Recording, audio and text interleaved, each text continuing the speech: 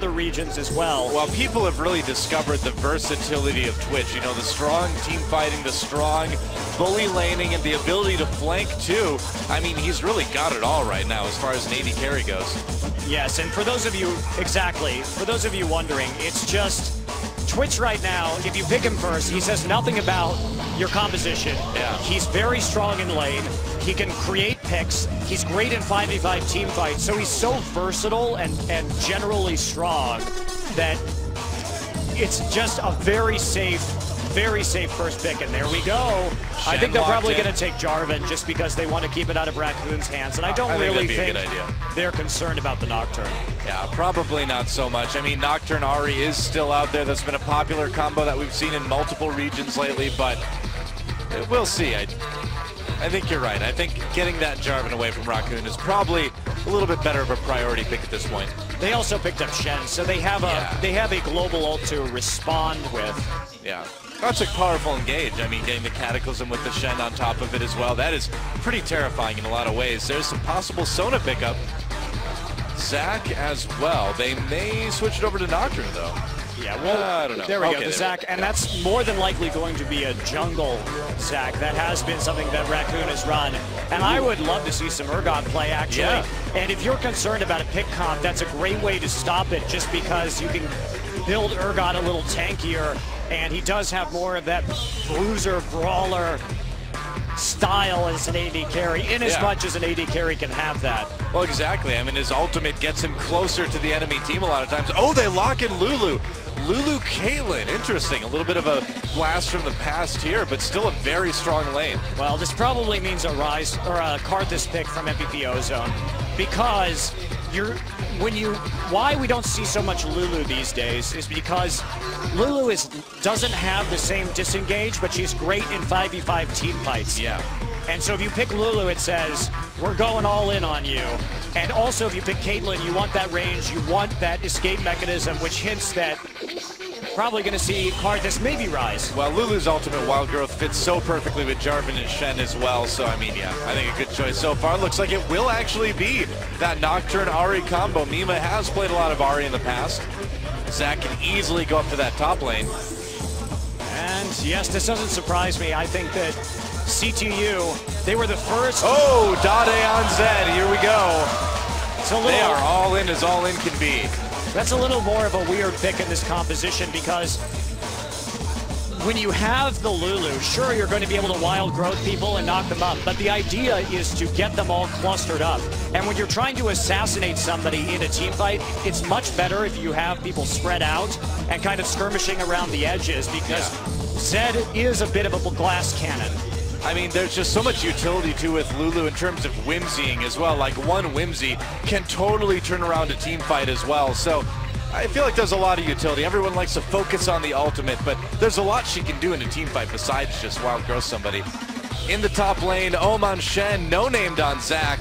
Down in the jungle, Dandy on Jarvan the Fourth. Raccoon on Nocturne. I gotta say, I'm so glad to see more Nocturne play.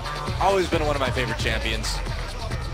I think it's a strong champion, and CTU was the team that brought Nocturne back to Champion Summer after we hadn't seen it in quite a long time.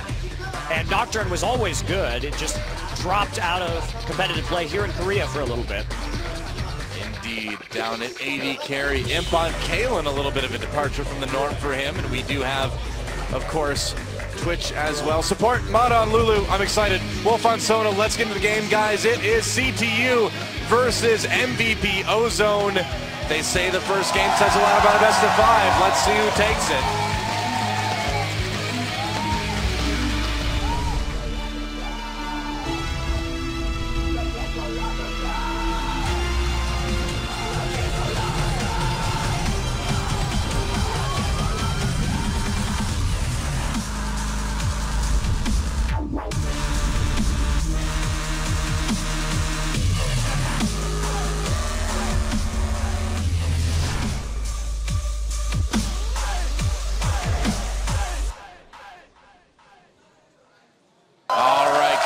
Here we go. Let's go Champions Group D Set 1. CTU versus MVP Ozone.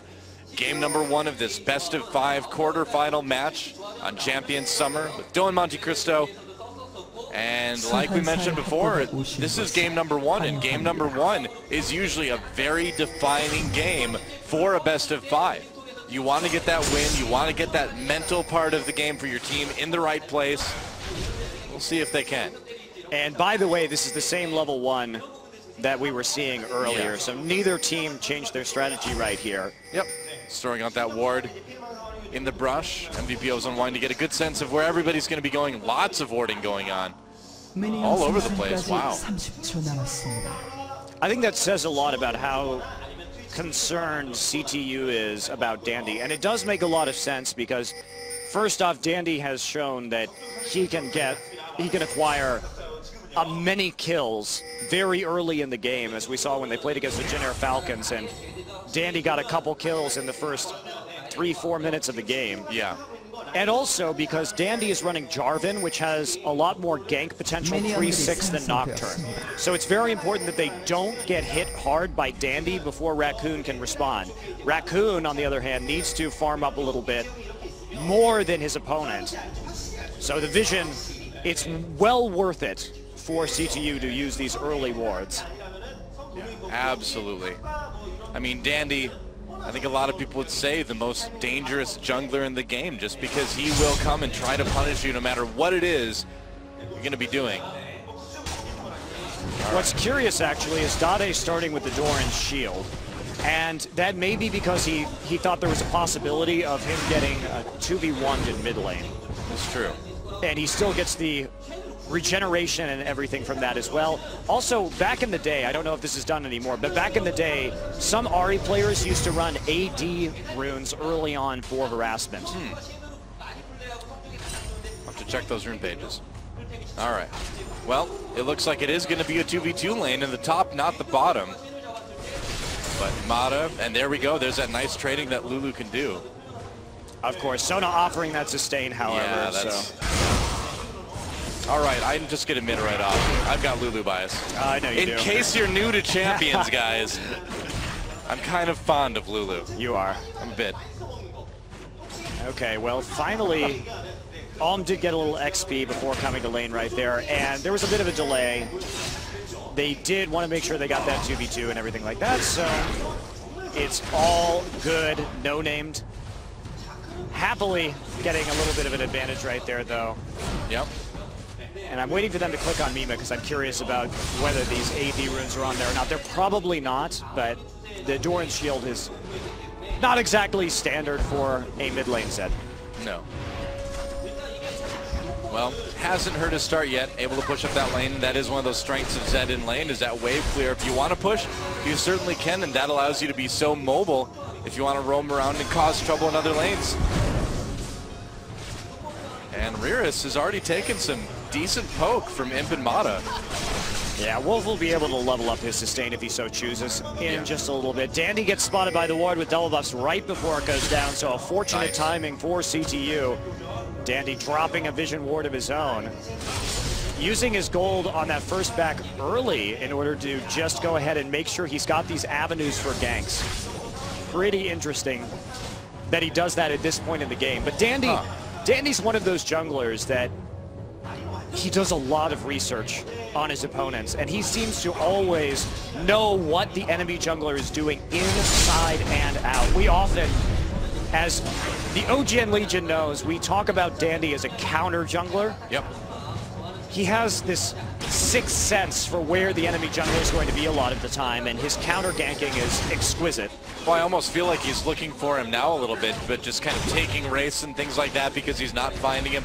Now going back up to Wolves as well, but Raccoon spending a lot of time in the spot lane. I don't know, do you feel like he stuck around there for a little bit too long? He did, but at the same time, he had already cleared his jungle, so he might as well just sit there and wait for camps to respawn and see if there's going to be some sort of opportunity for him to do something.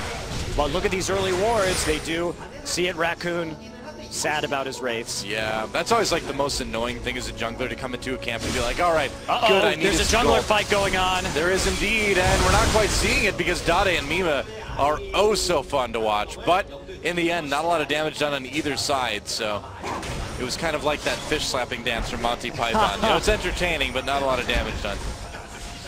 So, yeah, now Jarvan going straight back into the jungle, though. those wards that Dandy picked up early proving highly useful, and look at this, he's coming in from behind. He is indeed, and there is actually no warning for No Named. Oh, is he gonna get caught? He is. There's a knock-up. No Named waiting for that slingshot. Can he get away? He flashes, and they're gonna take that. Not gonna try to pop that passive or anything. Nice play there from Dandy. And those wards, again, I keep harping on this, but it's been a very interesting ward-heavy early game for Dandy, taking his first back quite early and then getting some deep wards down so he can make plays like this. Yeah. Pretty good stuff. Now it looks like Ari with those 2 cloth armors just trying to be able to stay up and keep up in lane with Zed. Yeah, that's right. And most Ari players, including Mima, we've seen go for that quick DFG, but instead the Seeker's arm guard. She is concerned about some sort of all-in attempt from Dade early, which is, of course, not unreasonable, especially when there's a Jarvan in the game, too, and you're pre-6. But now, do you think he's going to just sit on the arm guard for a while and wait for the Zonias until later, or just might as well finish it because he's already got it? It's unclear, and actually he doesn't necessarily have to make that decision if he actually goes for a faster, needlessly large Rod. True. Dade? All right. But you're absolutely right, though. I mean, it's a decision that can be made later. But otherwise, everything surprisingly even so far. Yeah. CS pretty much absolutely on point and in parity across the board.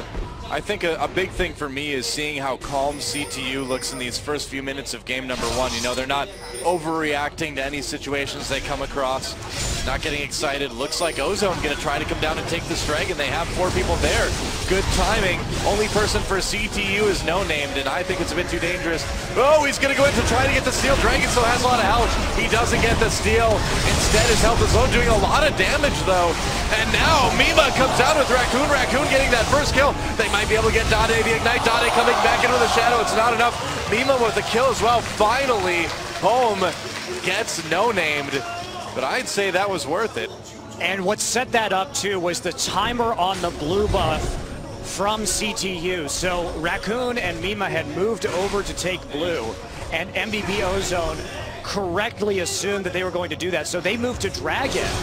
Because this works when you're on red side to do this, of course, because the enemy blue is far away from Dragon.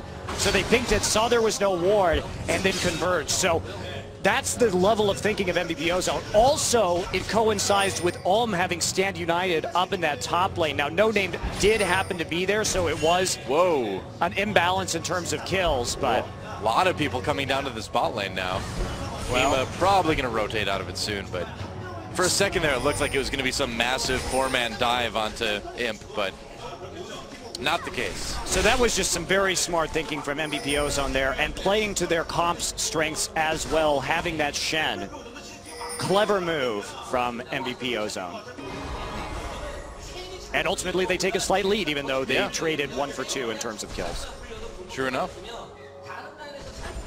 Well, it really is still continuing to be very even across the board CS-wise. Just a couple kills of difference. No Named going at it with Home in the top lane once again.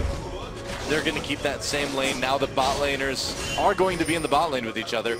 And we may have Mima and Raccoon coming up for a possible gank. But there's enough wards there that they should know about it. Alms Flash is up as well, so it's going to be difficult to pin him down here. That's a good point.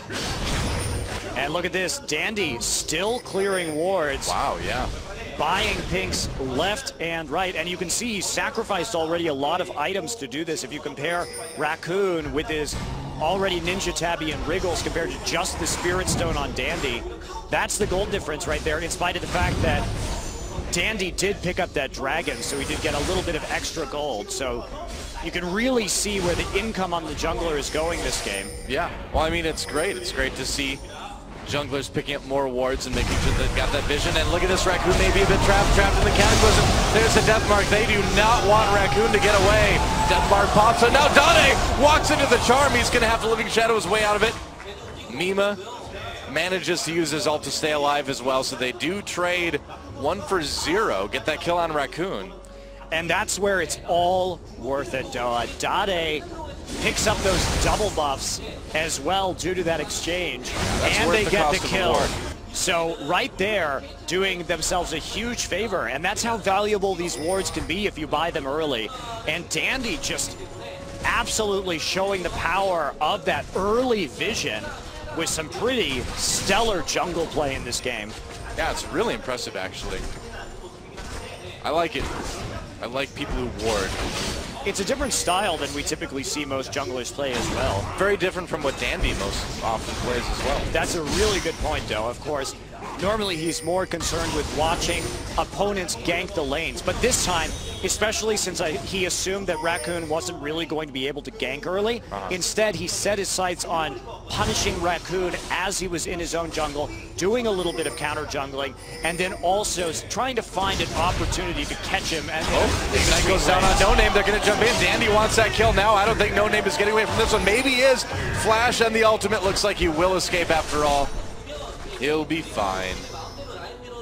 But yeah, I mean, you're right. It's interesting. They've got Dade on Zed, and they've been able to move him around and be very mobile to try to, you know, wherever they find Raccoon, it's just Dandy and whoever's closest comes up for that 2v1. And look at this, Imp already getting double Doran's Blades. He's playing pretty darn safe in terms of his itemization already, and he's having trouble not getting pushed in by Wolf and Rearus.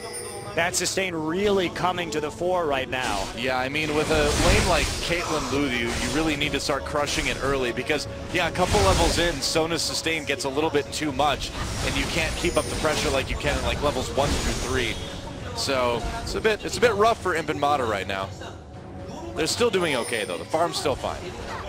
They've got those. They've actually got an assist each as well, which is more than Rearus and Wolf has. So still pretty close in that lane. Yeah, absolutely. It does surprise me a little bit that both of our top laners are going for Sunfire Cape first instead of Spirit Visage. Because for the most part, off of both Shen and Zac, you're going to be dealing with a lot of magic damage if you continue to stay in that lane. But this is all about pushing and putting on the pressure if you have that Sunfire Cape early instead of just sitting there and farming and ignoring each other's damage. So a bit curious, I have to say, but we'll have to see if it'll work out, especially since Om went back and got his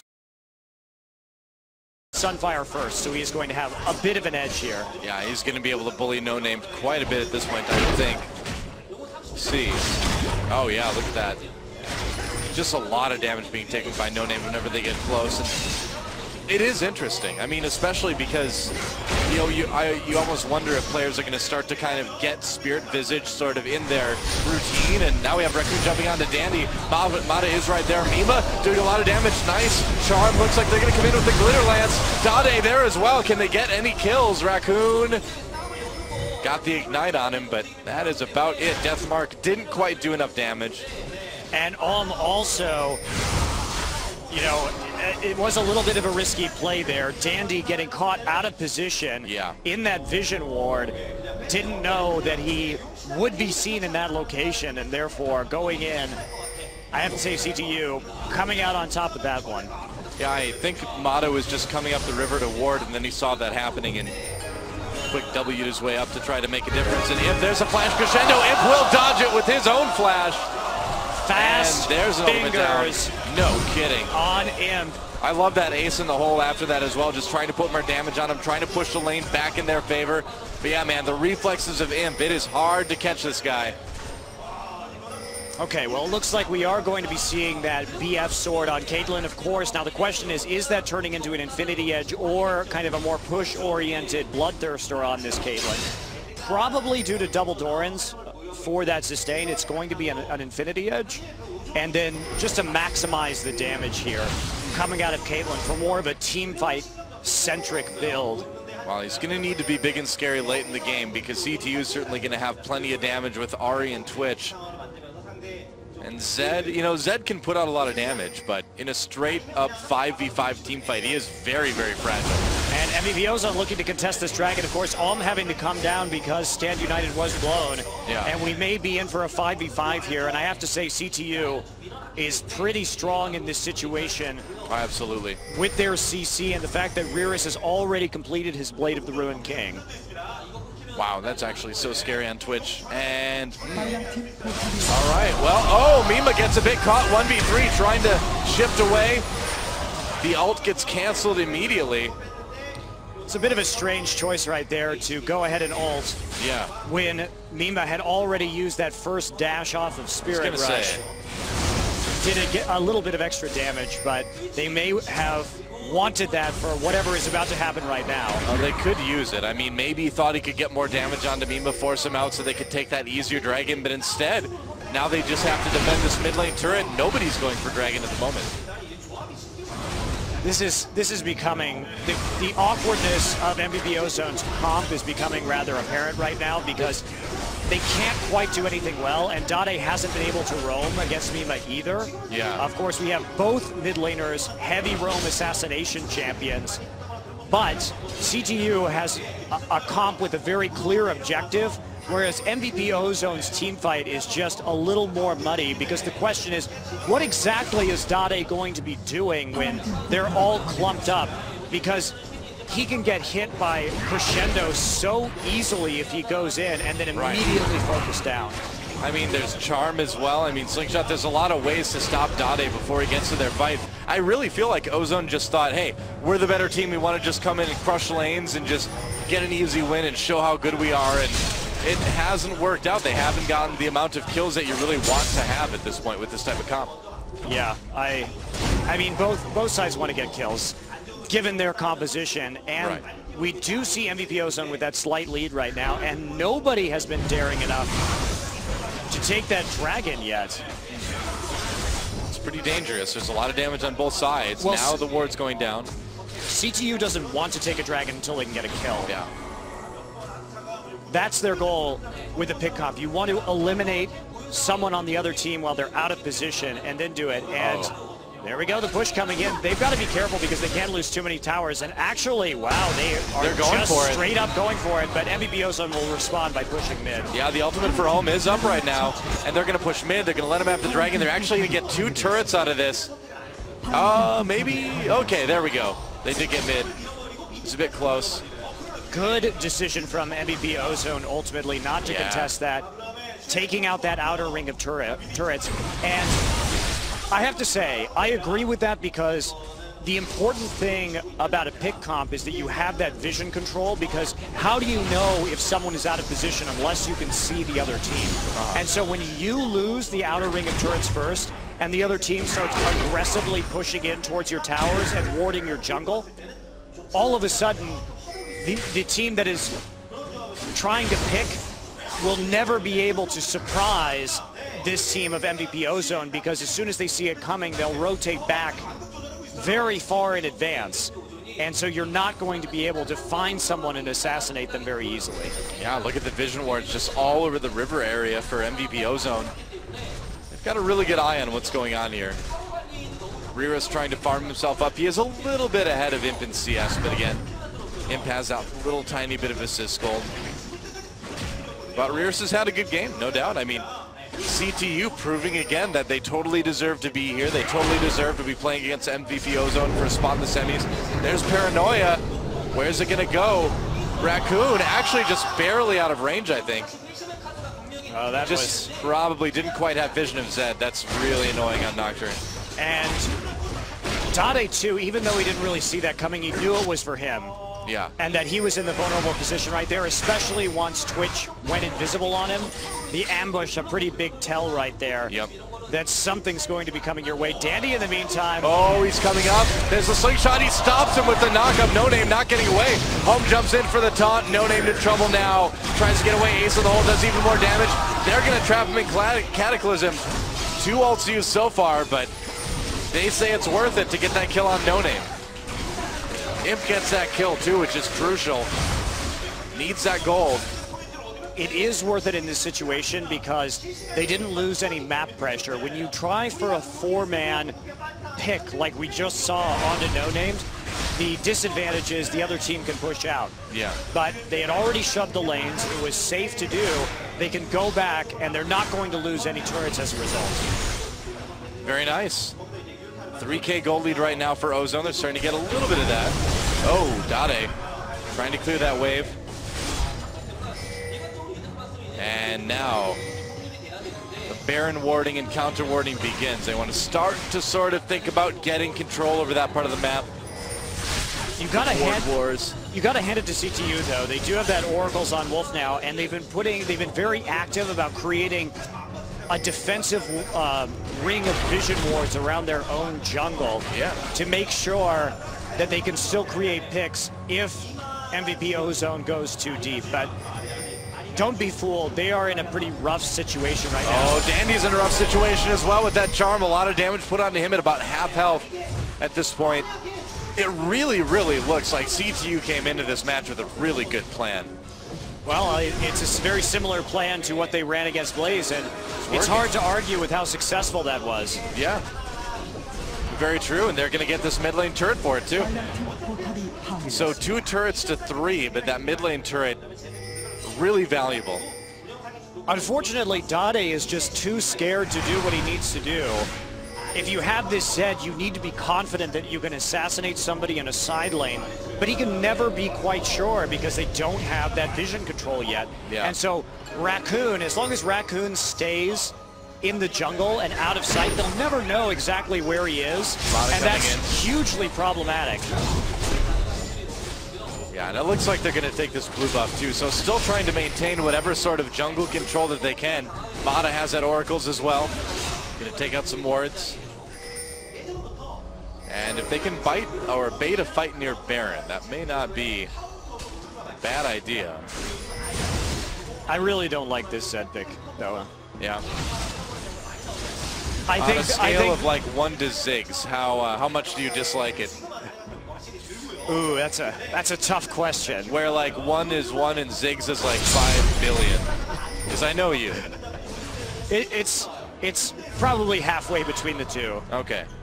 So about approximately 2.5 billion on a scale of 1 to Ziggs. Right, and yes, CTU saved that. There we go. Whoops, yeah, nice wild growth. Risk getting knocked up twice. Doesn't even survive into the Cataclysm. Raccoon doing a lot of damage to Dandy. And they might be able to take him down, but Mata chasing down Mima. Looks like Raccoon will go as well. Dade coming in, wants to finish off his mid lane opponent, and he will with the help of Imp. Imp picking up the killing blow on that one. 0 for 3. Really nice fight for Ozone in mid lane. And that could be a Baron. They found exactly what they wanted right there. They did get the drop, and that is where the Zed pick is actually effective. Yeah. And so coming in, I like the change in strategy. They knew that Zed was never going to be able to get any of those assassinations all by himself. So instead, they grouped just a little bit more and actually caught the pick comp out of position. And now they have a more healthy lead here. Yeah. Yeah, it's starting to look much, much better. Up to 5K gold. Not a gigantic lead, but comfortable. We'll call it that way. Let's take a look at that fight again. Yeah, coming in right here, Rearus just caught too far forward. Yeah. And there they go, just jumping onto Rearus immediately. And that's the thing about Twitch these days. If you can see him, you may be in a good position. The problem is, if you can't see that Twitch, you never know if he's baiting you or not, especially with Ari. Another fight going on in the river right now. On. Dandy really low, already getting taken down. There was a crescendo used. Imp backed off, has to pop his barrier. They will not quite get that kill on Raccoon. That's going to be not quite a dragon just yet. And this game, I think, just going to come down to who can all in each other more effectively. Yeah. This is just a straight up brawl. I like it. This is my kind of game, Monte Cristo. Well, we're getting a pretty exciting one. Oh yeah, this is going to be Mortal Kombat, man. This is going to come down to the last big team fight. Whoever wins the last fight will win the game, which sounds like a total John Madden thing, but it's true. And they try to get the drop right here. Rearus, however, opens up onto Imp. Yeah. Dandy and Om getting hit by the crescendo and focused down. Mima wasn't even there for most of that fight, but MVP Ozone may end up with the dragon, but we do see CTU converging. Yeah, it looks like they will be able to barely kill that dragon before CTU gets there. No crescendo. Keep in mind, Wolf did use that for that last fight, even though we didn't quite see it. No paranoia either. Yeah, that's true as well. And CTU's composition is very reliant on paranoia and Spirit Rush both being up. That is true. Not quite the press R comps of old, but still a very R-reliant comp. They really need those ultimates to be up. And look at this, now CTU going with deep wards of their own. Drops a pink in order to eliminate it. And this game, again, it's all about that vision control. Yeah. Because whoever has it will know when the opponent is alone, and that's when both Ari and Zed really shine. Yeah, the vision control is just going to be so vital in terms of getting that positioning you need for that big team fight. Dade creeping around the river right now, but he gets spotted pretty darn easily. He's actually maybe going to go over the wall right here. Nope. Decides to back out, and everyone just returning to pretty standard laning positions here on MVP Ozone. They need to shove out these waves. We've got the battle of the crab walks between Zed and Shen here. Who can be the, who's got a better creep as a ninja? Who can walk sideways more effectively? That's right. It's a style competition, They're too. practicing walking on the ledges of like skyscrapers and stuff, you know? It's important. I mean, it's a valuable ninja skill. You may not think there's skyscrapers in LoL, but I don't know, man. Piltover, they're pretty technologically advanced. I would say probably yes, there are skyscrapers there. Okay, well, no name with the home guard boots now. They are just trying to keep the pressure out. The minion waves provide that extra bit of vision, too, coming into the lanes. And so that's another really important aspect about this game for both of the teams. Other than the wards, you have to have the minion wave shoving in your direction because that is going to give you the most knowledge of where your opponents are. And it will also force people to respond to it unless they want to lose a lot of golden experience. Yeah. Well, No Named may have the home guard enchantment, but I don't think he's going to follow through on the name there. I really would have rather seen that Karthus pick for MVP Ozone this time. I don't think it would have changed all that much. And yes, wow. Karthus Ari is not the ideal matchup, but it's not so bad either. And just the way that Dade's been playing Zed this game. Raccoon taking some hits. They may decide to go in. Nice glitter lance hits two members of the enemy team. CTU advancing now. Wolf waiting for that good flash crescendo. They're going to lock up a few members of Cataclysm. Mima coming in with that spear rush, trying to do damage in the backlines. Imp forced out of the fight very well, and actually not a bad looking fight for CTU so far. They did take down Dade. Did some good damage to the rest of MVP Ozone. They have the position in the middle lane. Ace in the hole is blocked. It looks like MVP Ozone will get to push a little bit more, but Dandy needs to be very careful. He's at about a 5th health at the moment. Yeah, Dandy did have some good positioning right there and a pretty effective crescendo. We do see that both teams trying especially hard to control the AD carry from the enemy. Mima right there diving for Imp, and Dandy locking up Rearus. Let's take a look at that again. So Dandy actually gets a really good position right here, coming over and getting some good CC. Crescendo not entirely on point right there. Mima coming into the backside, and nice exhaust on Dade as well to stop a lot of that damage. Yeah. I gotta say, you know, even though Ozone has that gold lead, CTU is looking pretty scary in the team fights. That's the thing about a pick comp, though. As long as you can get that good, solid initiation, you're going to do well. But it comes down to if you can turn it into a 5v4 fast enough. And MVP Ozone in a similar situation with the Zed. So it is coming out about even. If they had had a different mid lane champion, and I know I keep harping on this, but if they had had a different mid lane champion, they would be probably winning these team fights more decisively. Yeah, I mean, if you think about what, like a Karthus would maybe work a bit better in this particular case. Yeah, especially since the Zed was a last pick too. It is a little bit weird. Well, CTU advancing on that mid lane now.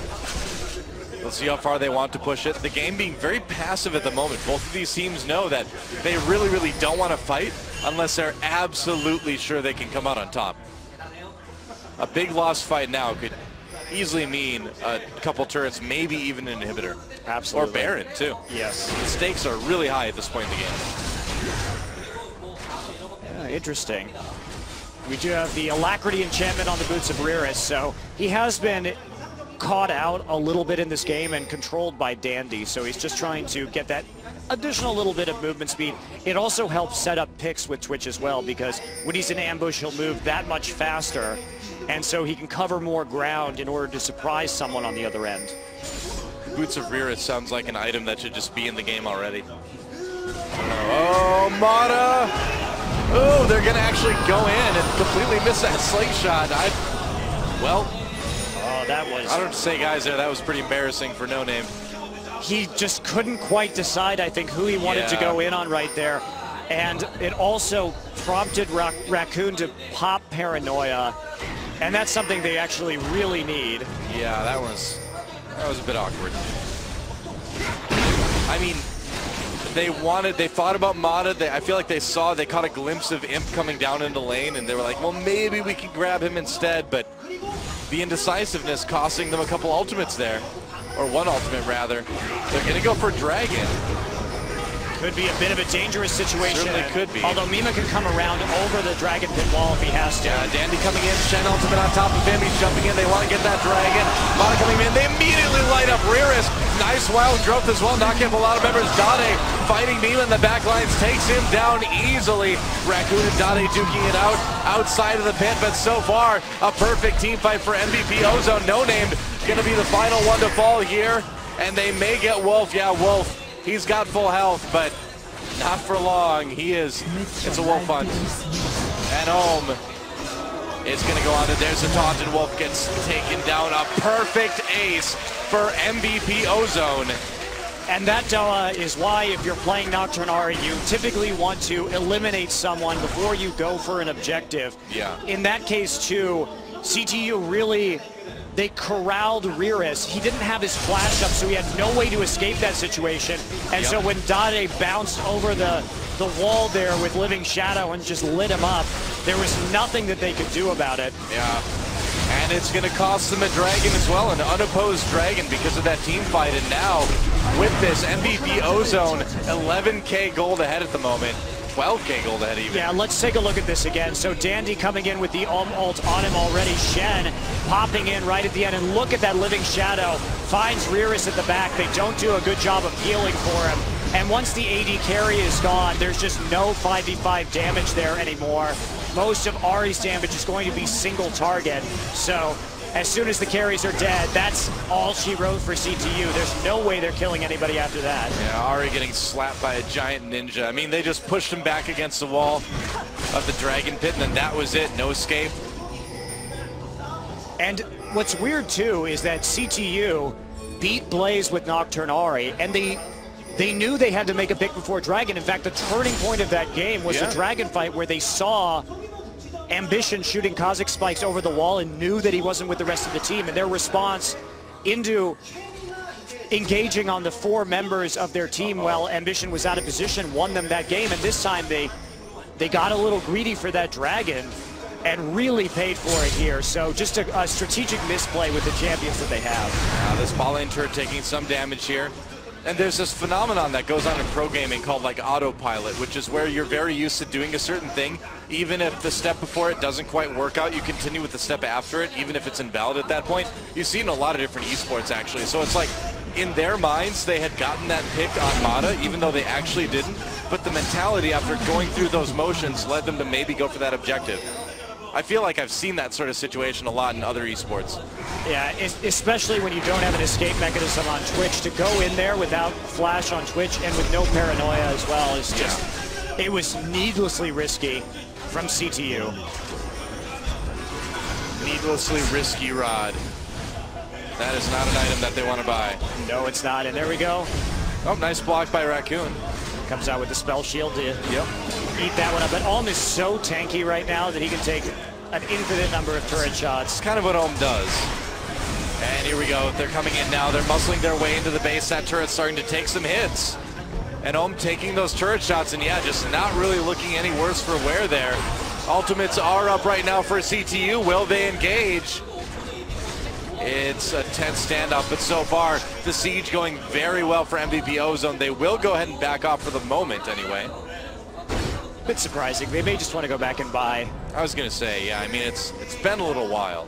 And you can see the Thorn Mail as well down on Ohm right now. Top lane is a bit pushed as well, so Ozone probably wants to deal with that. Stand United is up, so they can send Ohm to take care of it. I suppose if you're in MVP Ozone's situation and you're in Ohm's situation, you realize that if you just get enough HP, you'll be able to absorb the Ahri burst. And then at that point, it's a matter of weathering the auto attack damage from Twitch. And with Thorn Mail going to be able to do that quite easily in a 5v5 situation. Yeah, well, Ohm right now with 3,500 health, 320 armor, and 111 magic resist. That is a tanky ninja. He doesn't even need to worry about being sneaky anymore. I mean, Shen never really did, but now he just doesn't even care at all.